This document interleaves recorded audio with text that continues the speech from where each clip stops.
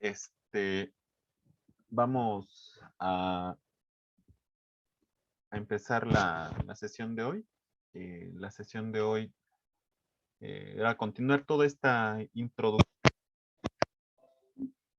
Me hago bolas. Esta introducción para llegar justamente a la tasa de ganancia, que es uno de los conceptos que vamos a ver en todo este curso, pero justamente esa tasa de ganancia es la expresión final que tenemos de todo el comportamiento de la economía capitalista que hemos empezado a analizar. Entonces, nos habíamos quedado justamente en esta situación ¿cómo se llama? De la diferencia, que es importante marcar la diferencia que existe entre los clásicos, particular Adam Smith y Ricardo con Marx, ¿no? Que es fundamental, no solamente es la cuestión del tiempo de trabajo incorporado, que no es una categoría de tiempo en general, que lo mencionaban los clásicos y Marx dice, no, es el tiempo de trabajo que está incorporado en la producción de esa mercancía. Pero además, el más fuerte, que incluso Marx dice, Ricardo estuvo a punto de llegar a este descubrimiento, es que la ganancia no es un porcentaje adicional que se le está destinando el capitalista que dice, bueno, le pongo un porcentaje del capital constante o de las máquinas y un porcentaje de la fuerza de trabajo, y de ese porcentaje, de esos dos porcentajes, bueno, yo se lo añado a la ganancia, además de lo que puede incrementarse el valor en el mercado, en el estilo y afloje de la oferta y la demanda. Entonces, no, dice el mismo Marx, ¿no? Y justamente nosotros nos quedábamos con ver ver ese punto, ¿no? Entonces, nosotros habíamos justamente señalado las categorías que son importantes plantearlas, ¿no? Estas categorías que son en particular a ver si me deja operar el pizarrón. No, pero no.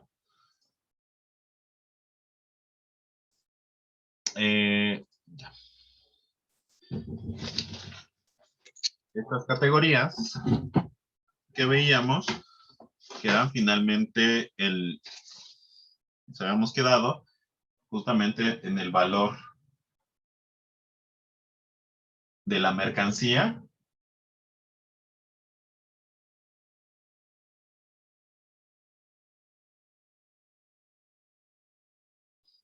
más chiquito, ¿sí? Que iba a ser igual a el trabajo muerto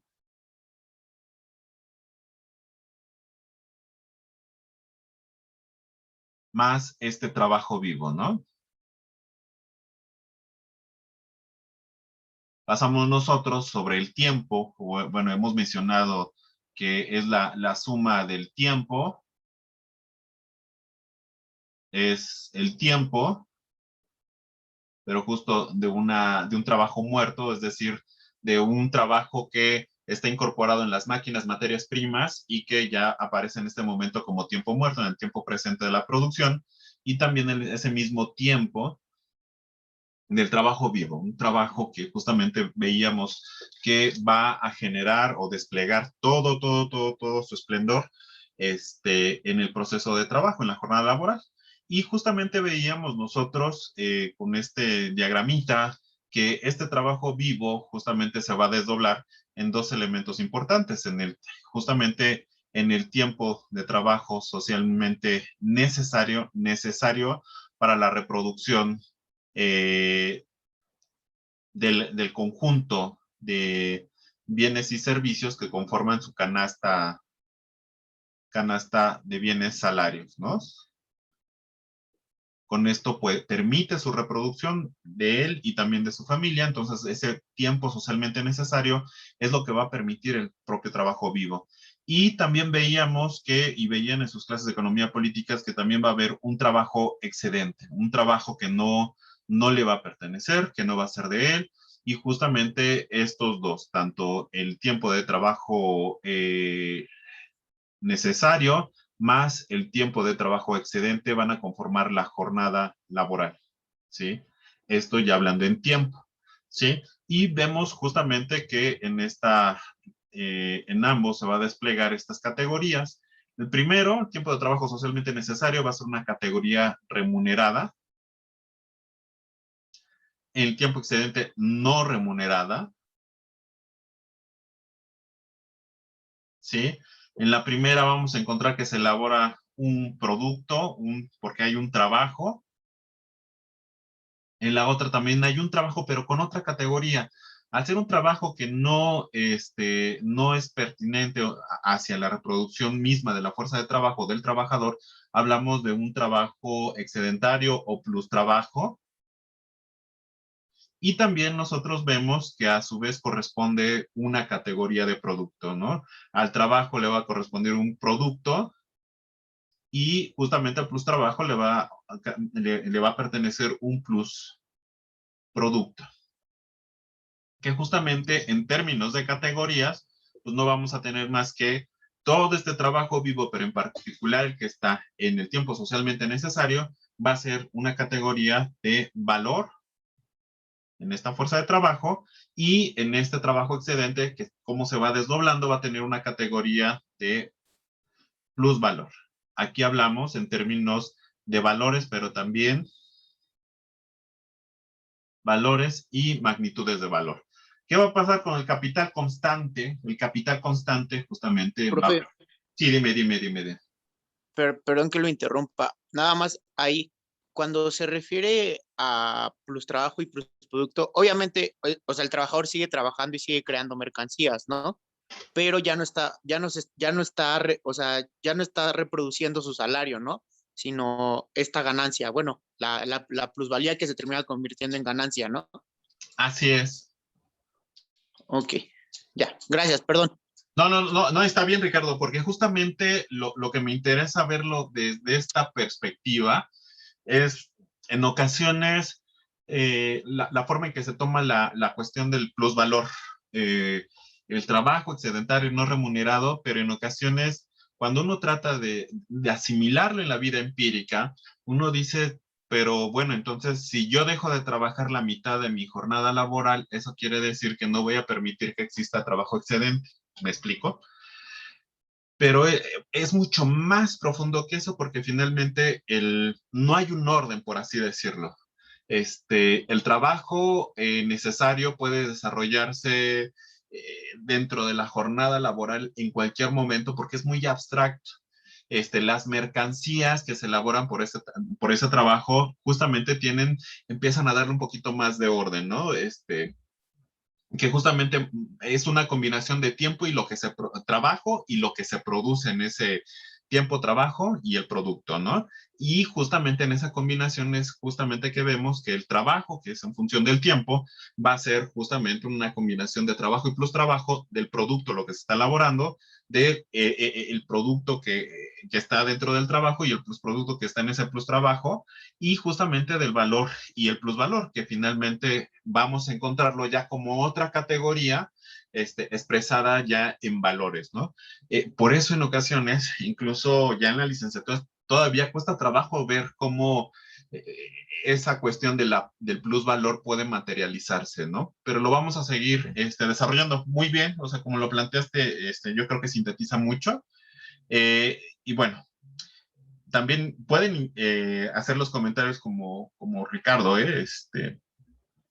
Entonces, bueno, tenemos, al final de cuentas, en estas categorías, podemos nosotros o llegamos finalmente a estas magnitudes de valores, donde tenemos el capital realizado, como lo describe Marx, C mayúscula comita, en donde justo el tiempo de trabajo que decíamos que eran las máquinas y veíamos que también eran las materias primas, que no generan valor, sino solamente lo transfieren.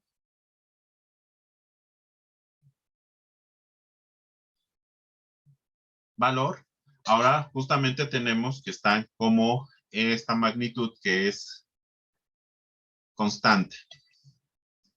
Tenemos que justamente toda esta parte del trabajo vivo que tiene que desembolsar el trabajador, más bien, el capitalista paga un salario a ese trabajo vivo, va a estar expresado justamente por la magnitud variable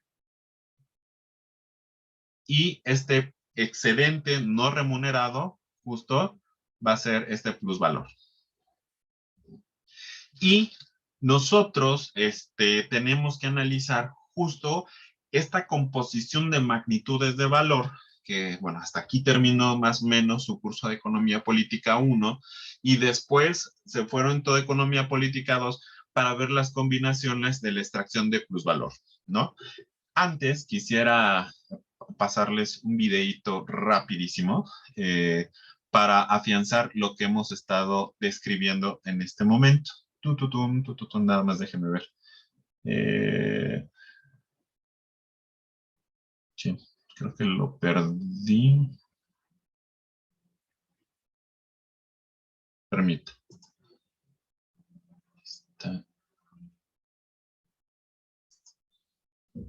Perdón, ¿eh?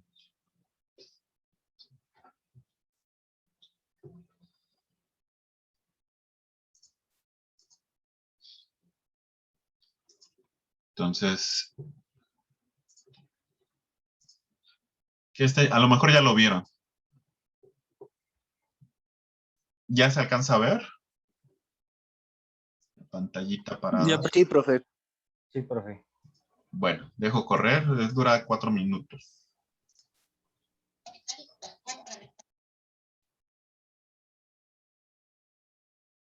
No se escucha, profe. Ay, permítame.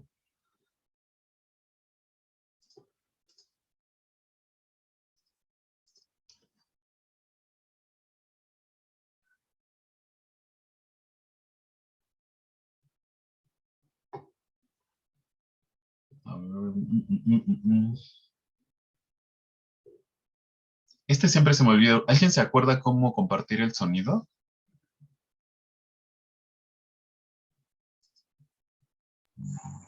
Yo no, profe. Tengo entendido que... Ah, bueno, que hable el compañero. Cuando compran la fuerza de trabajo. ¿Ya se escucha? Ya.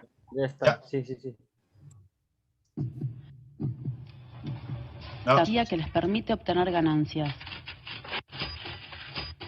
¿Pero qué pagan cuando compran la fuerza de trabajo?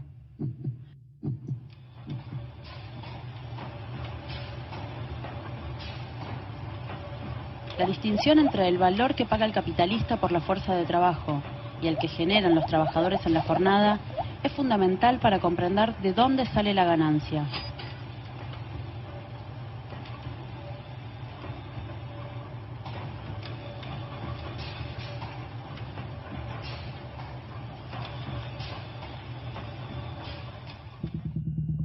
Marx lo explica con un ejemplo. El alimento que recibe el caballo no tiene nada que ver con la contribución que éste realiza con su esfuerzo de llevar al jinete. No es el equivalente en alimento del esfuerzo realizado por el caballo, sino solo lo indispensable para que pueda seguir haciendo este esfuerzo. De la misma forma, el salario que pagan al obrero no es el equivalente en dinero del esfuerzo realizado, sino lo suficiente para que pueda volver al día siguiente y ponerse a disposición del patrón.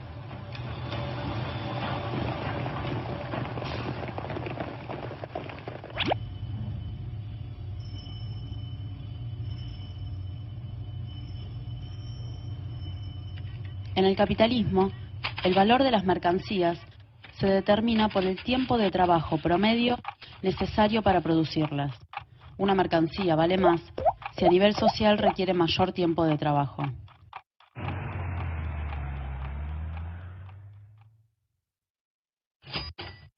En el caso de la mercancía fuerza de trabajo, su valor se da por el tiempo de trabajo socialmente necesario que requiere producir otras mercancías que garantizan que el obrero pueda cubrir sus necesidades, comer, vestirse, mantener a su familia, mantener una vivienda, etc.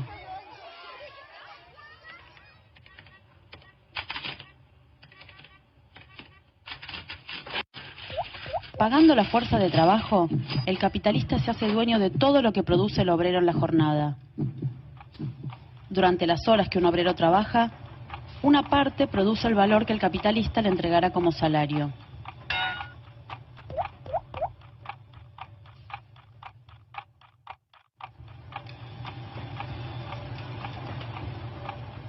Durante el resto de la jornada, el trabajador realiza un trabajo excedente, un plus trabajo.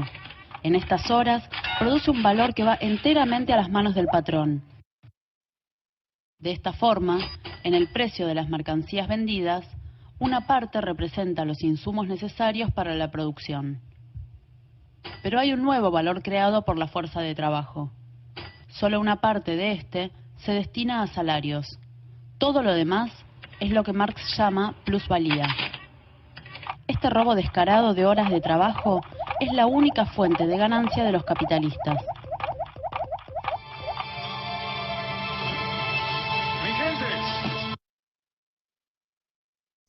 Yo creo que ahí ya con esta explicación, o sea, tenemos acá tenemos finalmente una producción, la fuerza de trabajo que se contrata o que se paga con un salario, evidentemente no es, este salario que se le paga no es equivalente a lo que puede producir esa fuerza de trabajo. ¿Por qué? Porque esa fuerza de trabajo es trabajo vivo, estás contratando a alguien que piensa, que siente, que puede estar anímicamente, que puede producir menor, sí, pero por lo general produce mayor a lo que se le ha pagado, ¿no? Otra forma de expresar esta situación viene con el siguiente ejemplo, ¿no? Tenemos, ¿sí ven la presentación PowerPoint? Sí, profe. Sí, profe. Amarillo-blanco. Vamos a suponer que aquí se va a producir un conjunto de playeras, ¿no? Tenemos que la playera en sí misma se cosifica, como hemos visto, el valor, pero también la materia prima, porque evidentemente si solamente lo dejamos al trabajo, pues el trabajo es una actividad, pero ese trabajo se tiene que aplicar justamente a los hilos, a la materia prima, la máquina tiene que hacer uso de la máquina para poder tener esa mercancía, ¿no? ¿Qué sería el cuero sin el trabajo? Pues sería cuero. ¿Qué sería o qué es más bien? ¿Qué es el cuero con trabajo y con máquinas y herramientas? Pues zapatos, ¿no? O cualquier mercancía que interactúa, pero solitas no lo son. Entonces tenemos que al final de cuentas se objetivan, se materializan en ese tipo en esas mercancías. Entonces tenemos que en ese mismo sentido, en esta elaboración de mercancías, tenemos que hay una parte que corresponde al capital constante, que se refieren junto a las materias primas, al desgaste que se tienen de las máquinas. Otro elemento importante es justamente al capital variable, que es la cuestión de los salarios que se están pagando a los trabajadores o el trabajo vivo. Y tenemos lo que viene siendo justamente el plus valor. Es decir, que está cosificado lo que vienen siendo estos tres elementos, ¿no? Los costos de materia prima, del desgaste de la máquina, el costo de los salarios, el costo del plusvalor. Para este ejemplo hipotético tenemos que hay un capital desembolsado de 100 unidades que aparecen en la parte inferior. Capital desembolsado lo vamos a estar poniendo, porque lo vamos a utilizar en todo el curso, como sede, capital desembolsado. Capital desembolsado justamente va a ser la cantidad inicial, la inversión inicial. Este capital desembolsado también va a ser igual a la suma del capital constante más el capital variable. ¿Por qué? Porque lo va a distribuir en estos dos rubros. Entonces, distribuye 80 en el capital constante, pero también L va a ser el número de trabajadores y W los salarios. Aquí utilizamos estos dos elementos. ¿Por qué? Porque el capital variable, como ustedes vieron en Economía Política 2, no es una entidad abstracta, es una entidad también concreta, y el capital variable, en términos concretos, expresa, por ejemplo, el número de trabajadores y el salario que se les está pagando a estos trabajadores. Acá lo colocamos en esta misma forma porque nosotros, cuando veamos cómo se acomoda la tasa de ganancia, necesitamos de entender por qué se acomoda o por qué cambia la tasa de ganancia. Entonces, en este caso, tenemos que hay esta cantidad de 100 unidades, se distribuye 80 para capital constante y se contrata un solo trabajador con el monto total de 20 unidades. Entonces, el capital variable, como que va a ser el producto de el número de trabajadores por el salario, va a ser justamente 1 por 20 y nos va a dar un monto de 20, ¿sí? ¿Qué pasa? Esta playera tiene un valor en el mercado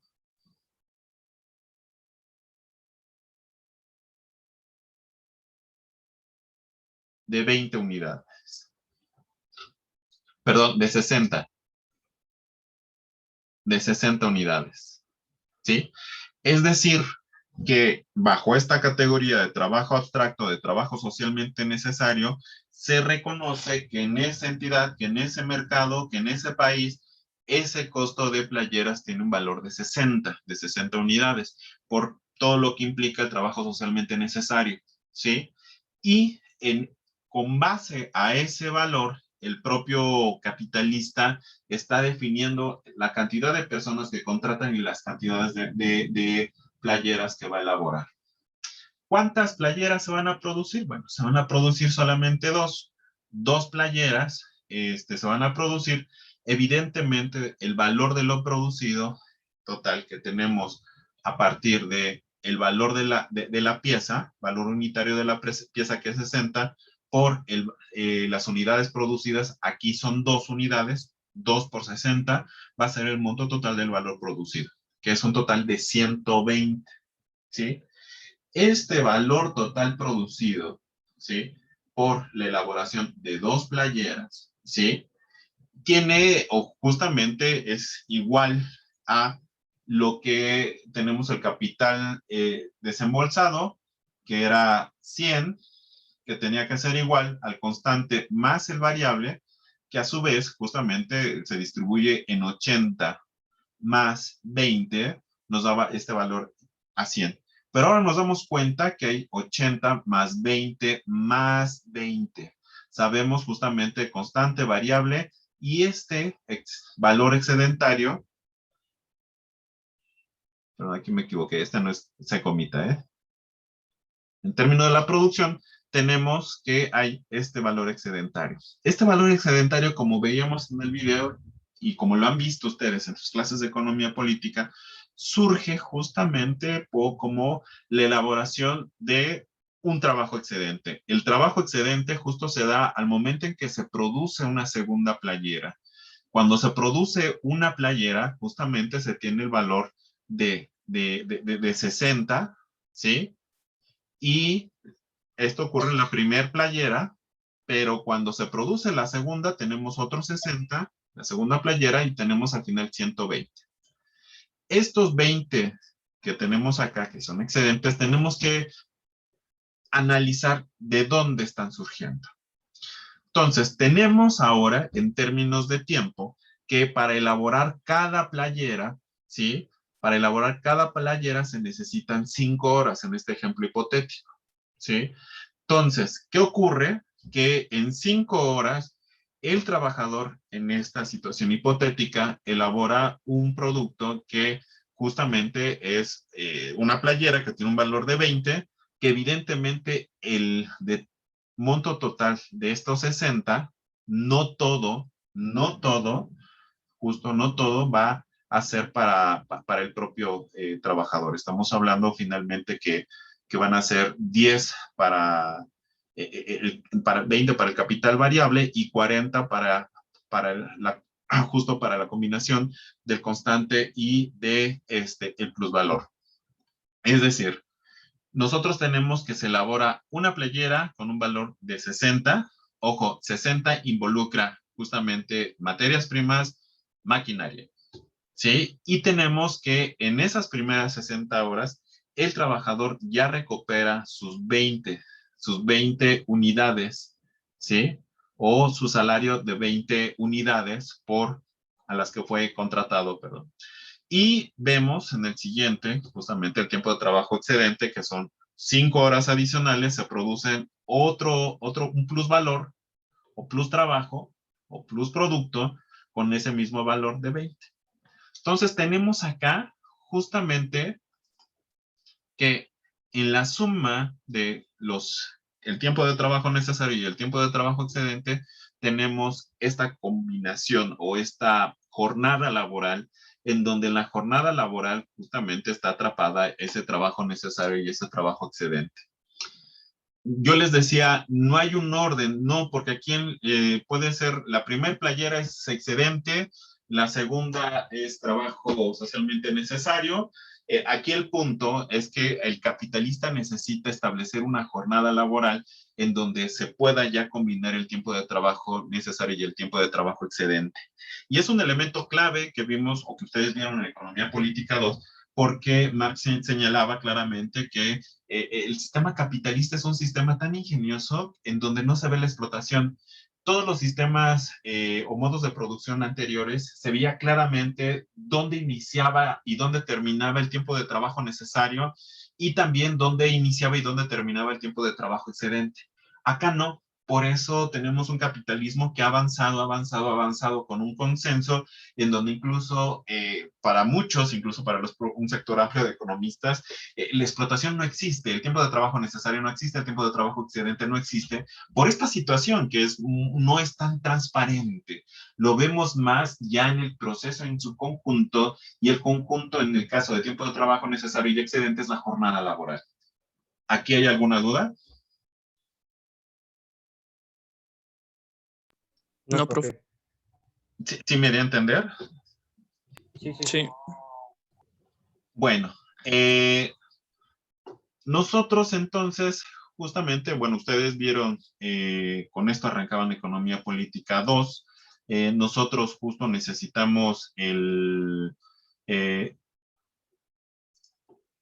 justamente regresar a estos elementos, porque un indicador muy importante va a ser justo lo que se desenvuelve de estas combinaciones. ¿A qué nos referimos? Es que justo tenemos que ahora, que de este capital desembolsado, que se va a dividir en capital constante más capital variable, tenemos justo que ver de dónde va a salir el plusvalor. Y justo Economía Política 2 se desarrolló principalmente en ver de dónde sale este elemento, que va a salir finalmente de lo que vamos a llamar la tasa de explotación, ¿no? Esta relación del excedente en relación al capital variable, que nosotros si despejamos y queremos saber el plusvalor no va a ser más que el producto de la tasa de explotación por el capital variable, ¿no? Y entonces nosotros justo vamos a saber de dónde va a surgir este plusvalor. Pero también es una combinación que justo tiene sus categorías. Por ejemplo, la misma tasa, si lo vemos en términos de valores, la tasa de explotación como resultado de la relación entre plusvalor y capital variable, pero también nosotros vemos una tasa de explotación en donde vemos un plusproducto elaborado en relación al producto, y en particular, cuando hablamos de tasa de explotación, vemos que es sobre el tiempo de trabajo excedente en relación al tiempo de trabajo necesario.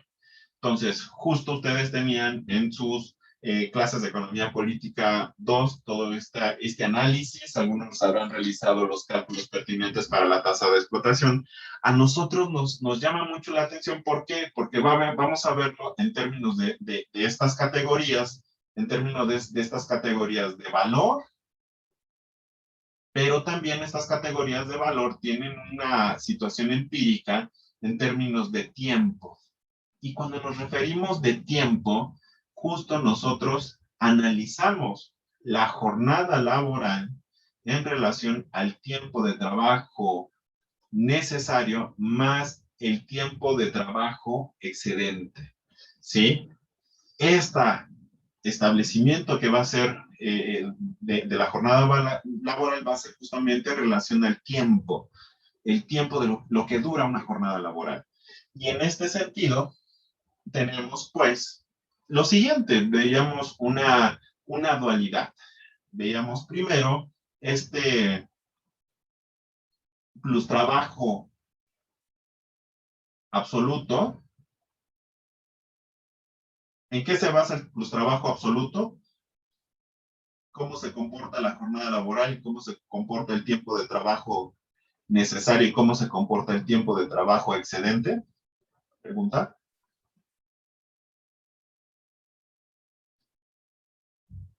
¿Recordarán? ¿Puede repetir la pregunta, profe? Es que se cortó. Ah, perdón. ¿En qué consiste el plus trabajo absoluto? O el plus valor absoluto.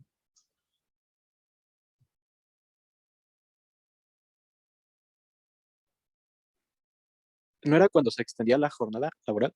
Exacto. El plusvalor absoluto depende del incremento de la jornada laboral y este incremento de la jornada laboral es sobre todo por el incremento del tiempo de trabajo excedente. Entonces tenemos una jornada, supongamos, de 8 horas con una tasa de explotación del 100% y entonces tenemos que 4 es tiempo de trabajo necesario y 4 de tiempo de trabajo excedente. En el el plusvalor absoluto, nosotros hablamos que el incremento de la jornada laboral, aquí tenemos tiempo de trabajo necesario, se queda igual, y vamos a pasar de justo de 4 a 6 horas el tiempo de trabajo excedente. Evidentemente, esta situación hace que cambie la tasa de explotación, ¿sí? Aquí teníamos que la relación en esta tasa de explotación era de 4 entre 4 igual a 1. Ahora tenemos que ante este cambio tenemos que es 6 entre 4 para la tasa de explotación. ¿A cuánto da?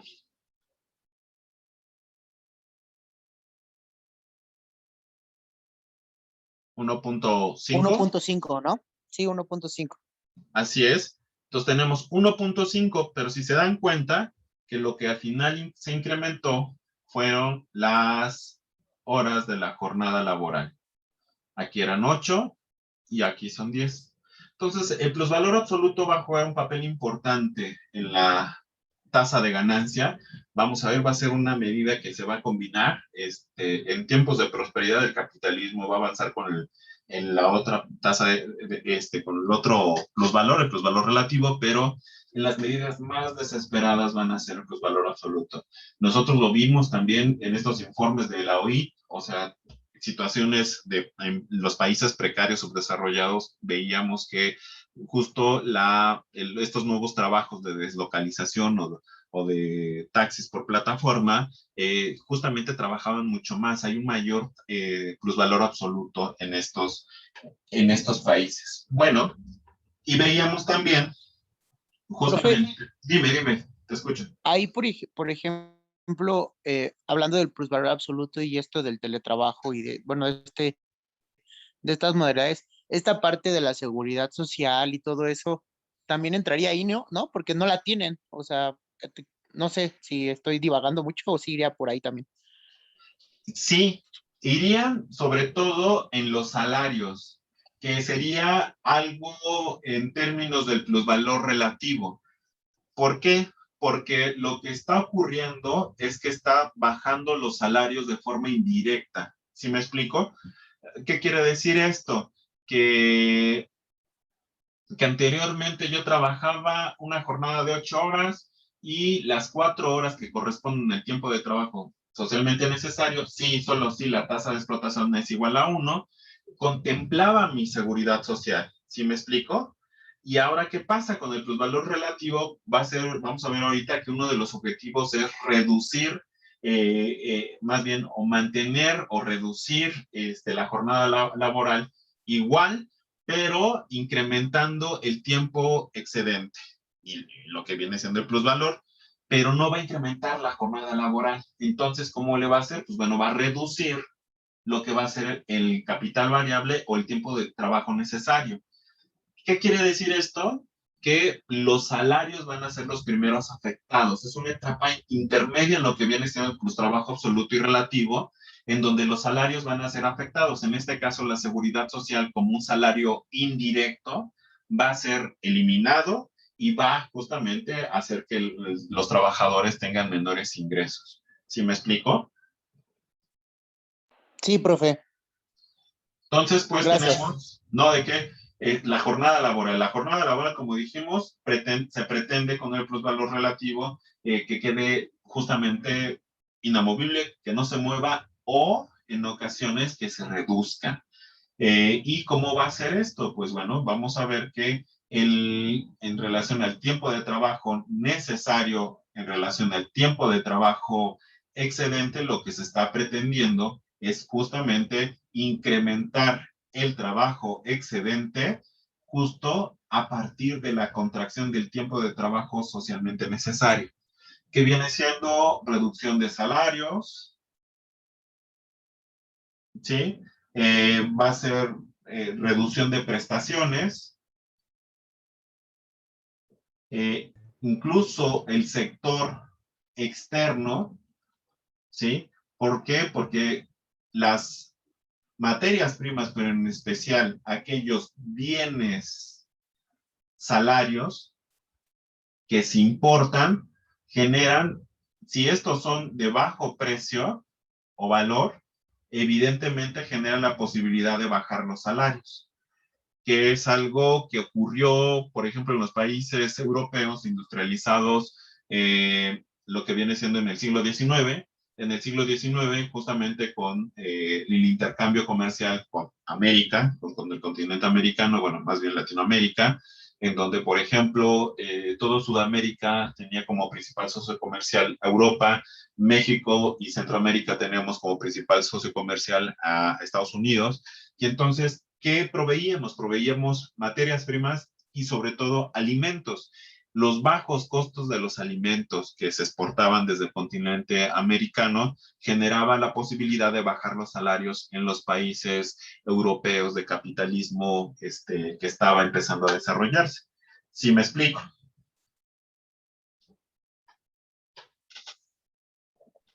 Profe, yo tengo una duda. Dime. Cuando estábamos hablando del cambio de la tasa de explotación, ¿ese también es un cambio cualitativo del valor?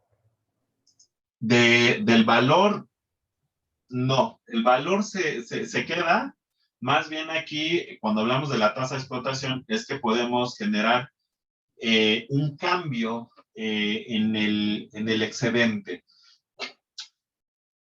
Hay momentos en que sí se podrían cambiar justamente el valor, reducir sobre todo cuando hablamos o metemos la cuestión de la competencia, en donde la innovación científica tecnológica, que es a donde vamos, con esta situación de plusvalor relativo, genera justamente una necesidad. La necesidad de la innovación científica tecnológica es, por un lado, bajar los costos de producción por parte de los capitalistas.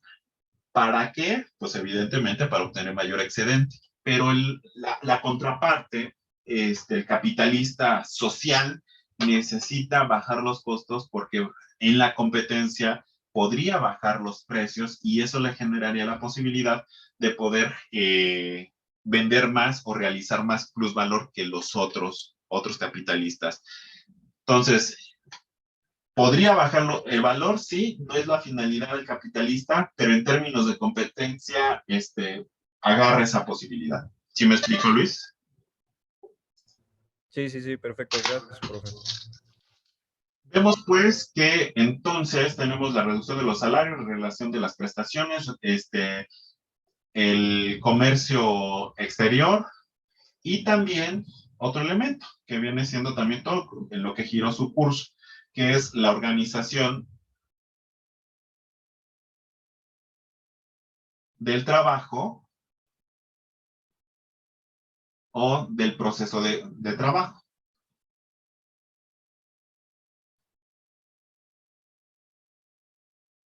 Es decir, se busca hacer más eficiente la organización del trabajo.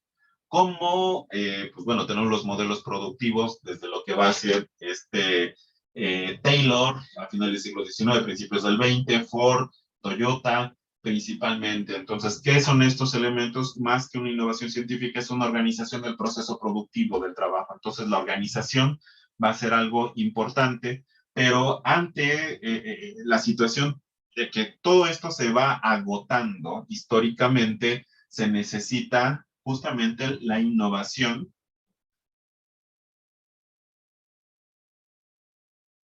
de la ciencia y tecnología. Estos dos elementos, organización del trabajo y la innovación de la ciencia y tecnología, lo que va a generar es el desarrollo de las fuerzas productivas.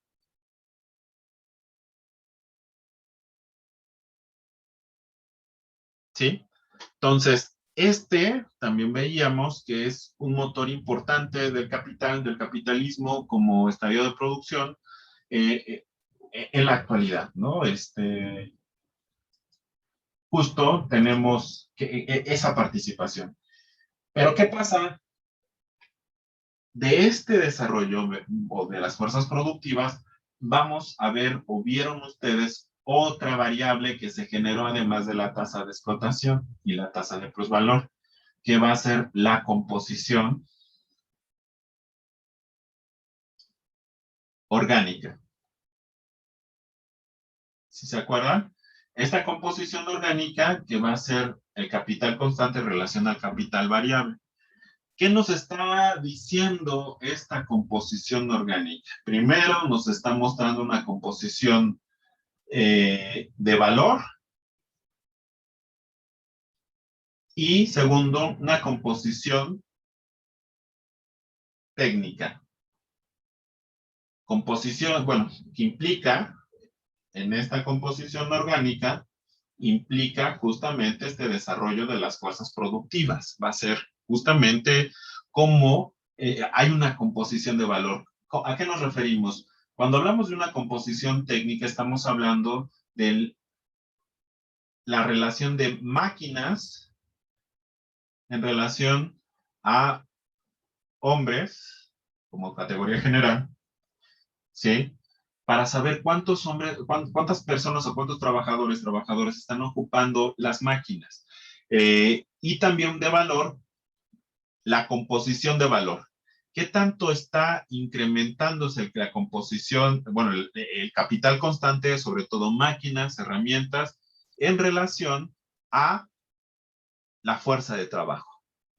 Por eso hablamos finalmente que en la composición orgánica analizamos el desplazamiento de la fuerza de trabajo por las máquinas, ¿sí?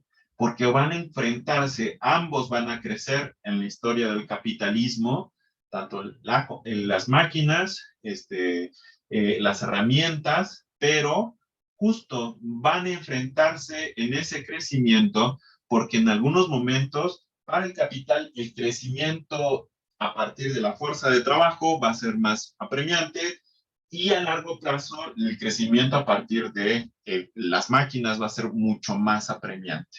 Entonces, en esta lucha vamos a ver esta comparación, cómo puede crecer a largo plazo mucho más rápido este capital constante que la fuerza de trabajo.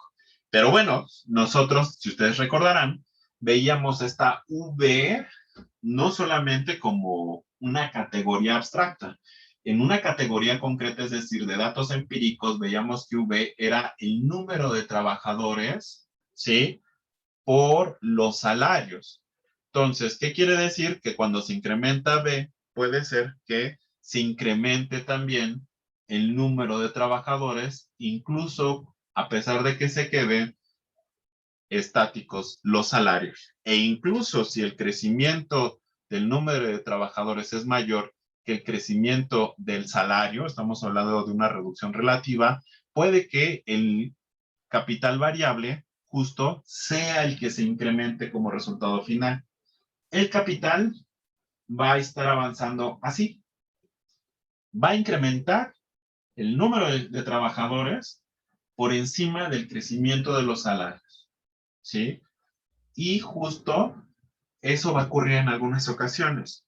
Vamos, bueno, hasta aquí me doy a entender.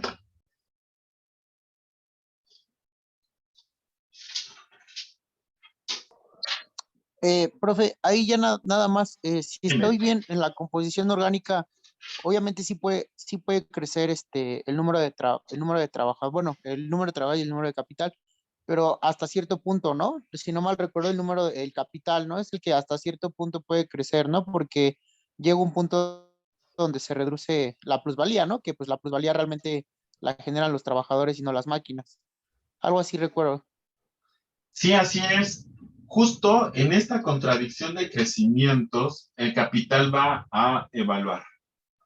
¿Por qué? Porque la tendencia histórica, o sea, el problema que tiene el capital es que no solamente va a tener un frente, que es con la clase que está subordinando, que son los trabajadores, sino tiene otro frente, que es la competencia, que es con el resto de los capitalistas, y aquí ya entramos a economía política 3, bueno, ya habíamos entrado con la composición orgánica, que justamente hay un límite, como bien señalas.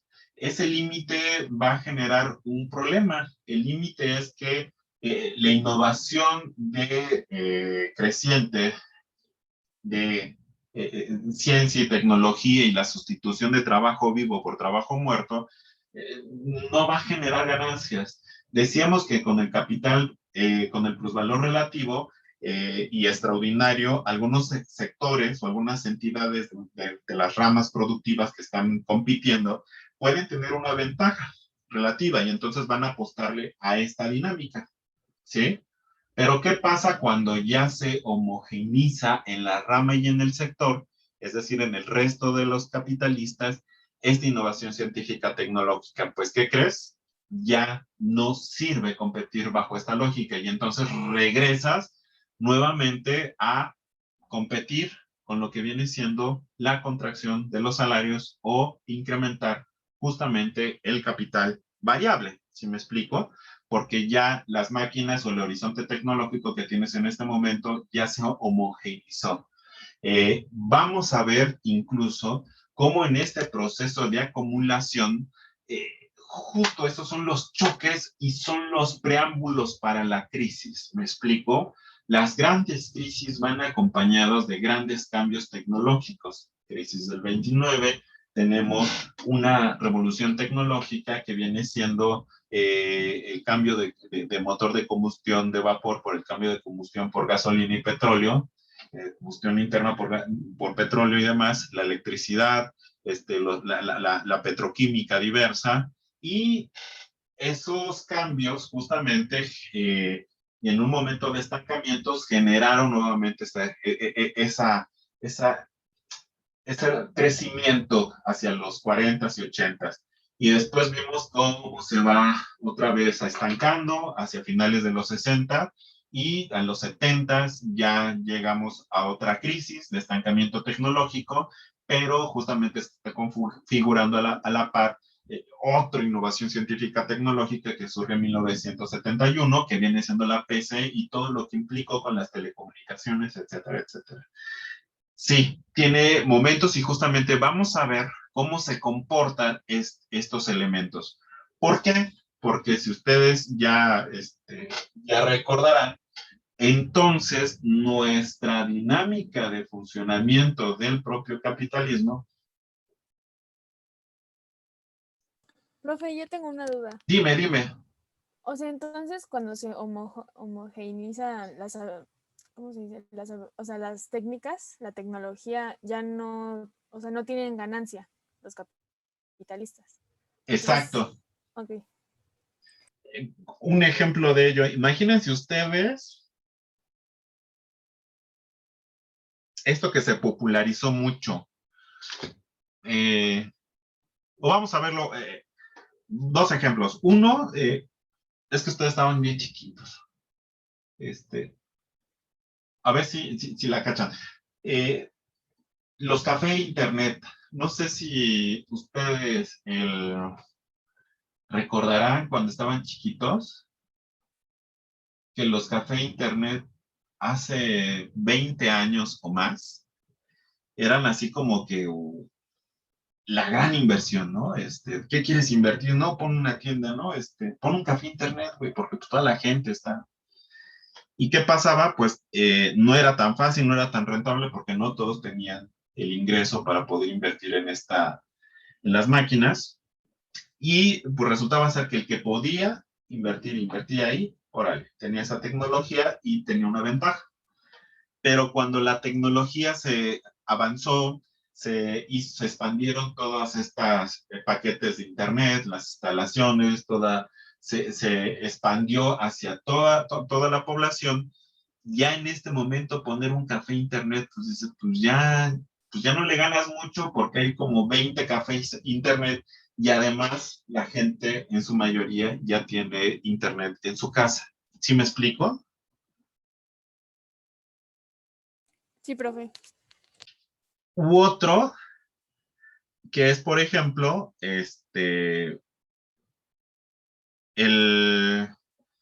lo que es, bueno, esto todavía no pasa, pero que se auguraba sobre las tiendas, que ya no, estas pequeñas tiendas de autoservicio que no tienen ningún personal, y se decía, pues en este momento lo que no gasto en personal, pues es pura ganancia, ya no invierto, tengo innovación científica tecnológica, ¿sí?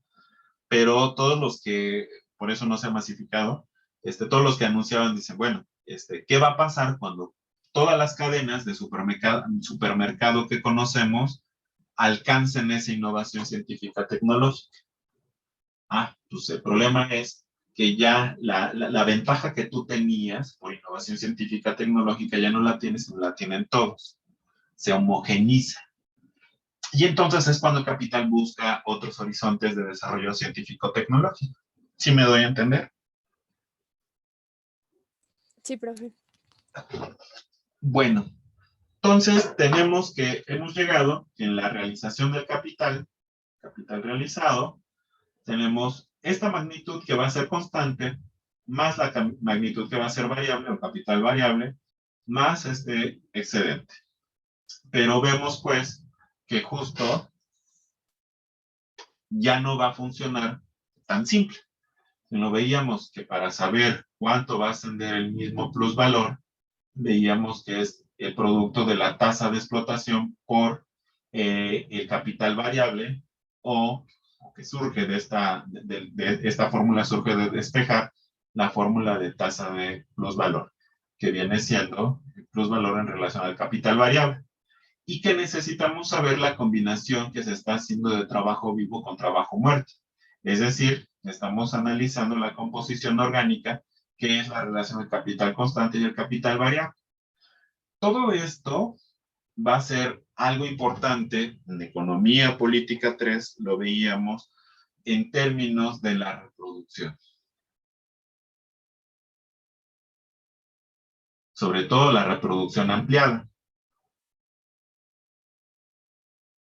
en donde este plusvalor se va a estar invirtiendo en todos los años venideros. Y resulta ser que hay momentos en que se invierte una parte, no se invierte, y además sobre lo que se invierte hay una parte que se destina al capital constante y otra parte que se destina al capital variable. Y justo lo vieron ustedes con estos dos conceptos importantes, que es la acumulación extensiva, que es la que origina el propio capitalismo, esta acumulación extensiva que invertía más en el capital variable, que se estaba expandiendo en todo el mundo a partir de incorporar la fuerza de trabajo al proceso productivo. Evidentemente llega un límite porque esa fuerza de trabajo pues tenía buenos ingresos y resultaba ser que generaba la posibilidad de negociar, los trabajadores se organizaban, sabían que de la dependencia que tenía el capital sobre la fuerza de trabajo, y el capital empieza a ver problemitas y dice, bueno, tengo que sustituir esta cantidad de trabajadores por múltiples formas. Una de ellas, extender la cantidad o ampliar la población, para que haya más gente disputando los salarios. Y también otro elemento importante va a ser la innovación científica tecnológica, que va justamente a sustituir fuerza de trabajo y no depender de esta al 100%. Entonces, en esta acumulación intensiva, que sobre todo en términos temporales del capitalismo, data de lo que es finales del siglo XIX hasta la actualidad, que cada vez se hace mucho más intensiva según las revoluciones tecnológicas y de la organización del trabajo, vemos que justo se va acelerando esa acumulación. ¿Cuál acumulación? Pues en economía política 3 ustedes veían justamente este diagrama que ya se les hace familiar. Dinero que se transforma en mercancía, fuerza de trabajo, medios de producción y materias primas, que pasa por un proceso productivo, hace una pausa porque la esfera de acá es la esfera de la circulación, es decir, el mercado, mientras que en la producción nos regresamos a la esfera de la producción. Tenemos que acá ocurre algo, que ya lo explicamos acá arriba, que implica la generación de un excedente. M, que va a ser igual, esta M a esta otra, es decir, la misma cantidad que se invirtió, más una M minúscula que justamente va a surgir acá por el plus producto que se generó en el proceso de producción aquí y generó este excedente. Y este tiene que ser transformado justamente en dinero. Y este dinero vemos que es dinero incrementado, que no es más que el dinero que tiene que reponer, que es el mismo que tenemos acá, más un dinero excedentario, que es este dinero llamado o que está catalogado dentro del plusvalor. Hasta que ustedes lo analizaban como el circuito general del capitalismo o el circuito de capital dinerario, pero también veíamos que este dinero para el siguiente periodo se desdoblaba en dos sentidos. Una parte para el fondo de consumo capitalista,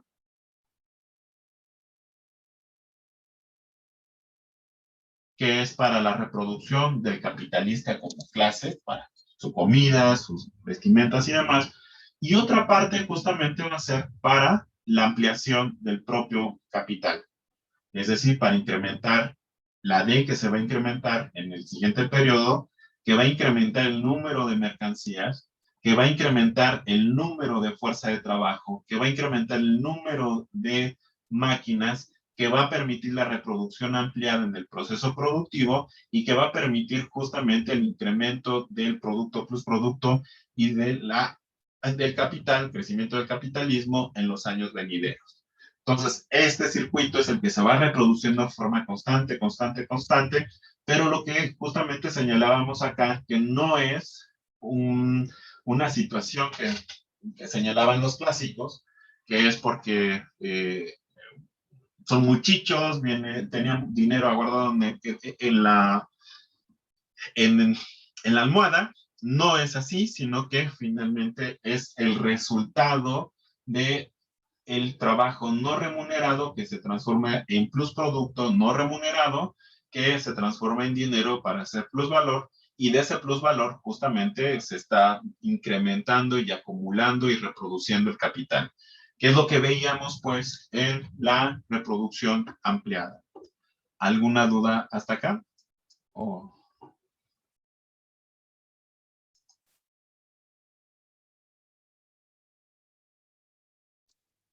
Ninguna, profe. Todo bien, profe. No, profe, creo que todo bien. Gracias. Ya perdí. Bueno, ahorita lo. Entonces, hasta ahí, bueno, no me voy a meter más a algunos temas que vieron, que son muy bonitos en la economía política 3, sino rescatar algunos elementos que justo nos van a permitir justamente atender justo a lo que necesitamos. ¿Se alcanza a ver Sí, profe. Sí, profe. la pantallita? Bueno, entonces, hemos llegado a repasar. Nada nuevo, ustedes ya lo manejan a la perfección, más que yo. Esta situación de la importancia del entender el plusvalor en todo este desarrollo del capitalismo, pero también este elemento de la composición orgánica, que es la sustitución justo de trabajo vivo por el trabajo muerto. Entonces, ¿para qué nos sirve? Nosotros queremos en este momento analizar un elemento que todavía no lo definimos, está en la lectura, ustedes ya están revisando, pero nos atrevemos a anticipar algunas cositas. La tasa de ganancia justamente va a mostrar la tendencia de las crisis, el ciclo de las crisis. La tasa de ganancia va a ser justamente una visión de la interpretación de los rendimientos y los beneficios o la ganancia que tienen los capitalistas. Todas las teorías tienen esa necesidad de medirlo, los costos marginales, desde el enfoque ortodoxo, la tasa de rendimiento, la tasa de beneficio, en el caso de los heterodoxos, todos tenemos esa necesidad, todos los cuerpos teóricos. ¿Por qué? Porque resulta ser que en algunos momentos históricos necesitamos, o los capitalistas como sociedad, como un conjunto, necesitan evaluar cómo está marchando la economía. ¿Qué va a pasar si yo invierto 100 pesos, por decir una cantidad, o 1.000.000 de pesos en este momento? Además de las situaciones políticas, políticas coyunturales, ¿cómo están los beneficios en este momento? ¿Sí? Esa es una pregunta que todo mundo se hace como empresario. Bueno, todos los empresarios capitalistas se hacen. ¿Podré recuperar mi inversión? Y entonces es una pregunta que todos los cuerpos teóricos se hacen para responder a esa necesidad. Y justo Marx no es la excepción. Marx lo analiza desde una perspectiva, desde la crítica, para ver el pulso, tomarle la presión al capitalismo, como si fuera un enfermo diabético y demás. Y justo esa tasa de ganancia va a ser ese indicador. Keynes preguntaba muchísimo, esta situación de incertidumbre que tienen todos los capitalistas de saber si invierten o no, la tienen porque no saben si sus ganancias van a, más bien si la inversión va a regresar o si va a haber ganancias. Y entonces, justo la tasa de ganancia va a ser una medición. Y justo esta gráfica es de Marcel Rodin, que es un marxista que se ha ocupado más al medir la tasa de ganancia, sobre todo de Estados Unidos, a partir de sus cuentas nacionales. Estados Unidos ofrece esa posibilidad porque tiene unas cuentas nacionales homogenizadas en términos de precios constantes y demás, pero lo que nosotros vamos a ocupar justamente es dos elementos. La cita que rescató Marcel es, por ejemplo, muy significativa. La producción capitalista se mueve a través de determinados ciclos periódicos, pasa por fases de calma, de animación creciente, de prosperidad, de superproducción, de crisis y de estancamiento. Y entonces esta medición de la tasa de ganancia justo nos deja analizar esa situación. Vemos la crisis del 52, del 57, cómo en esos procesos, ya después del 60 al 67 hay un crecimiento de la tasa de ganancia, es decir, de la ganancia que se va a obtener en relación a la inversión, para después llegar a una caída que va a terminar en las crisis del 70, después crece un poquito, cae otra vez la tasa de ganancia y en los puntos de caída, la caída máxima son los periodos de crisis, ¿no? Y entonces vemos ahí la crisis del 74-75, medio crece y sigue cayendo, la del 81 al 82, vemos y tenemos que ver qué pasa en términos empíricos y de política económica que permiten la reactivación de la tasa de ganancia, tal vez no a niveles como se tenía en la década de los 60, pero sí hay una reactivación. Y bueno, ¿qué pasa con la caída que se está viendo aquí de 2018 a 2019? que esto les comentaba en otros cursos, que justamente anunciaba la caída de la tasa de ganancia, estaba anunciando la posibilidad de una crisis a estallar a finales del 2019 y justo en 2020. ¿Qué estamos haciendo nosotros? Pues bueno, lo que nosotros estamos, justamente vamos a unir en esta unidad algunos elementos. Primero, entender lo que es la tasa de ganancia, sus mecanismos contrarrestantes, que por ejemplo son, para evitar que caiga la ganancia y su tasa, lo que se pretende hacer es elevar el grado de explotación de la fuerza de trabajo. De ahí ese breve repaso de la tasa de plusvalor, y el plusvalor absoluto y el plusvalor relativo. Reducción de los salarios, también por eso fue importante repasar esos elementos. Abaratamiento del capital constante, que va a ser también con la composición orgánica. La cuestión de la población va a ser algo determinante. El comercio exterior y el aumento del sector financiero. Esto va a ser importante porque la tasa de ganancia, vamos a verlo hacia adelante, va a combinar la tasa de explotación y la composición orgánica para poder justamente hacer que suba la tasa de ganancia o prever que caiga. ¿Sí me explico?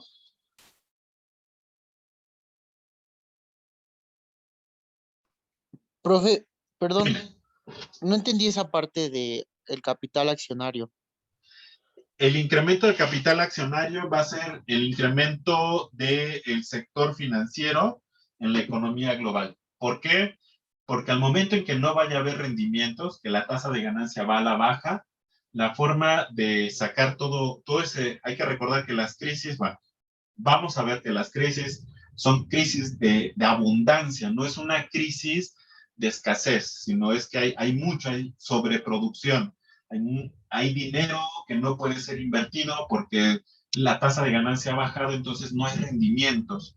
Entonces lo que empieza a ocurrir es que se va a colocar ese dinero en el sector financiero, ya sea comprando acciones de X o Y entidad, ¿sí me explico? Y va a ser un mecanismo desde los propios capitalistas de no mermar su dinero y, bueno, inclinándose a otros sectores, como es el sector financiero. ¿Me explico? Sí, que pues lo que pasó todo el año pasado, ¿no? Bueno, a partir de julio, agosto, ¿no? Que todos los capitales se fueron a invertir en Tesla, en el Bitcoin y bueno, sí, en acciones, ¿no? Sí, incluso, bueno, ya para el siguiente semestre es ver esto que tú mencionaste, ¿no? El Bitcoin como un fenómeno, todavía dijeras oro, ¿no? U otras acciones que están respaldadas en valor, el Bitcoin, ¿en qué está respaldado? ¿Sí me explico? Pero es un fenómeno que se va a dar, porque el capital va a incrementar justamente estas salidas, estos nuevos espacios. ¿Sí?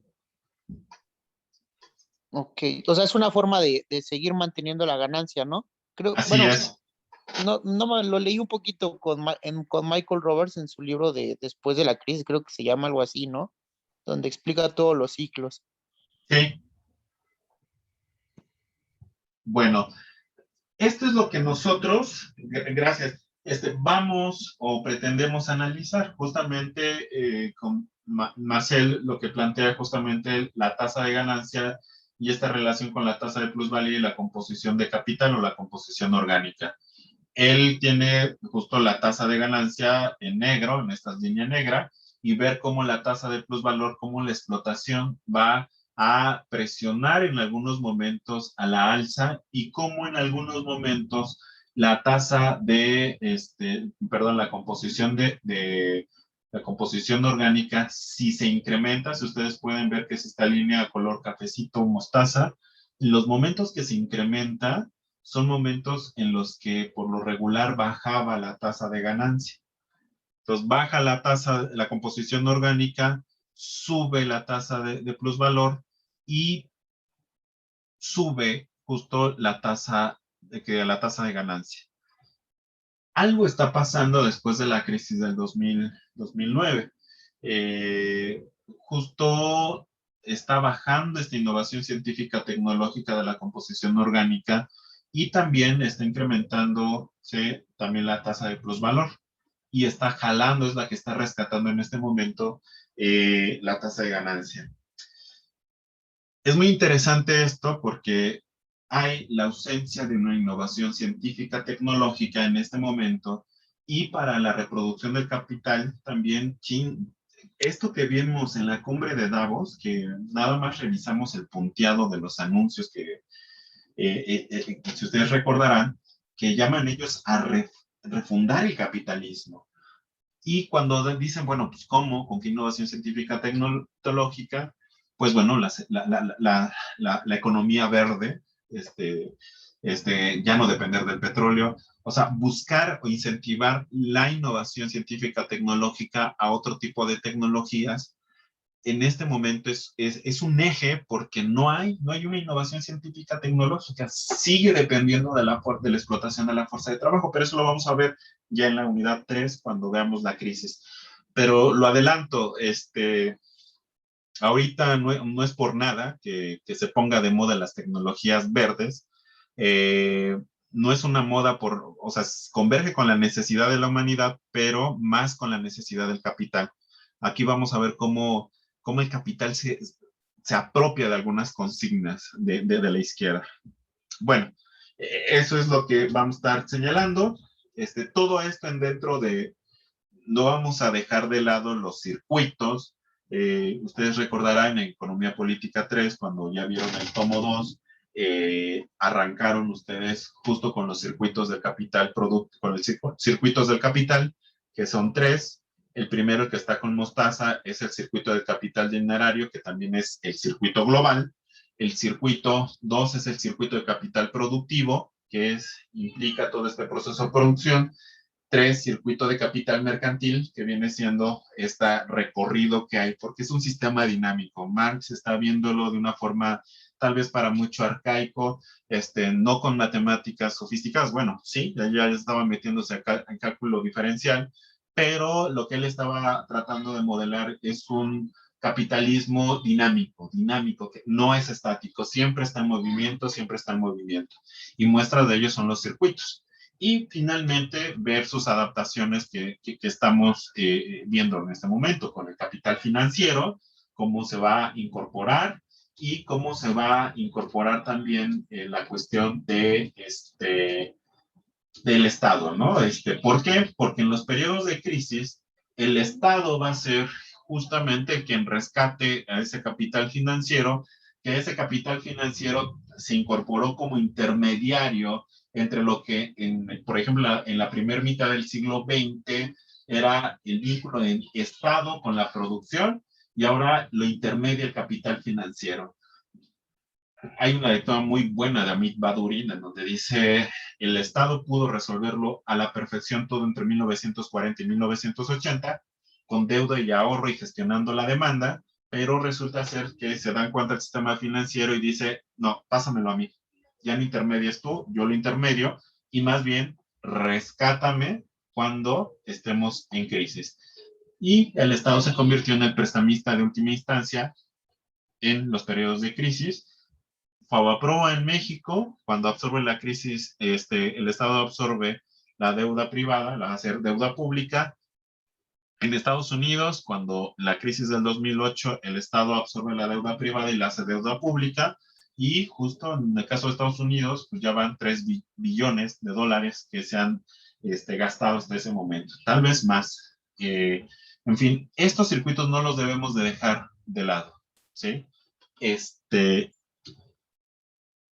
¿Qué otro elemento va a estar presente? El otro elemento que va a estar presente en este análisis de la tasa de ganancia es una variable particular, la desigualdad. ¿Por qué? Porque la tasa, la tasa de ganancia ha incrementado muchísimo la tasa de explotación para evitar su caída, a tal punto que la distribución del ingreso se ha polarizado tremendamente. Esta gráfica que planteamos es justamente de Whitworth, que es una ONG encargada de analizar la desigualdad.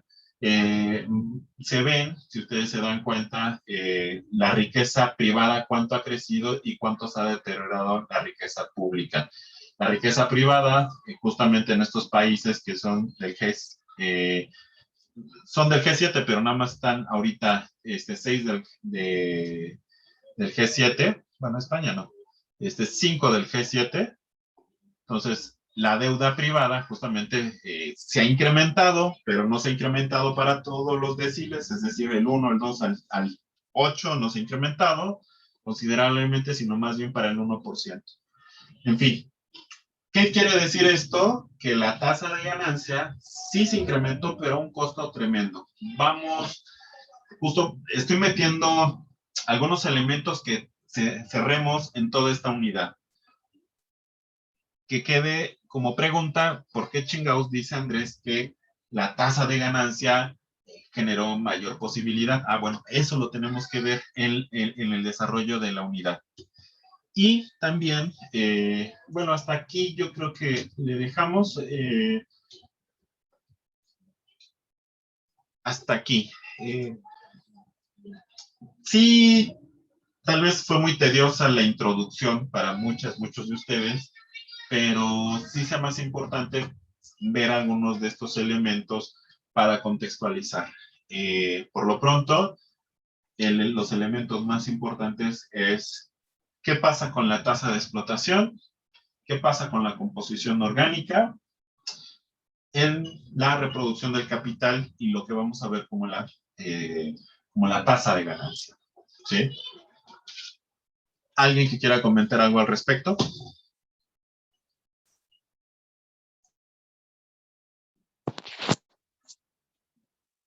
Pues nada más sería interesante en esa gráfica que puso ver pues la acumulación de la riqueza privada de México, ¿no? Está por ahí el estudio que hizo Gerardo Esquivel con Oxfam, que nos da como una idea, ¿no? Pero sería interesante ver la comparación del G7, porque si no mal recuerdo, México es uno de los países donde en vez de que se haya distribuido más la riqueza, pues se ha acumulado más, ¿no? Sí, se ha mantenido esta polarización. Entonces tenemos que ver el problema, que la contradicción que tiene el capitalismo es que en términos sociales, a la gente, tus trabajadores son tus consumidores. Entonces, si tus trabajadores, estás viviendo de trabajadores con salarios bajísimos, pues el impacto lo vas a tener en el consumo, en la demanda. Esos trabajadores te van a dejar de consumir.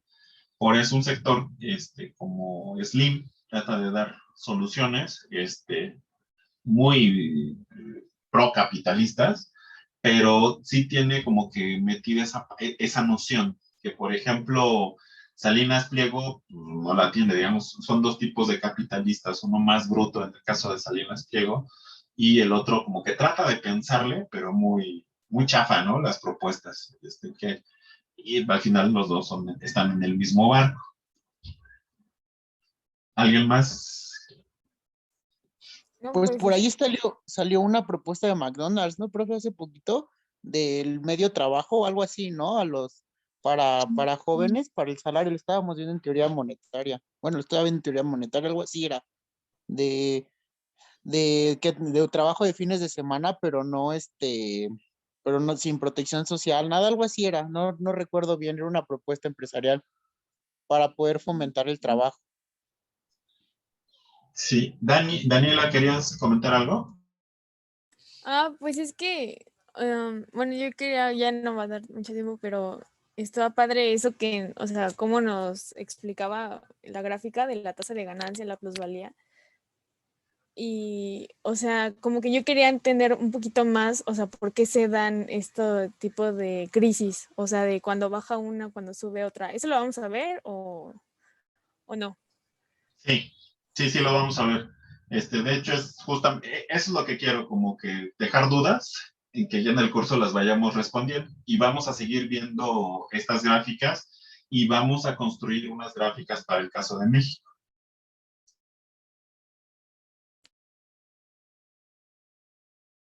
Profe, está bien.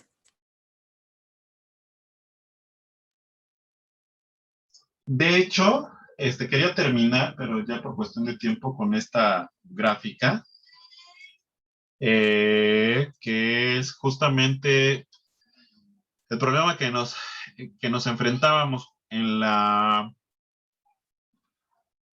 en abril del año pasado, que es justo la curva de rendimientos invertida, que justamente es algo que señalaban varios economistas de por qué venía la crisis, ¿no?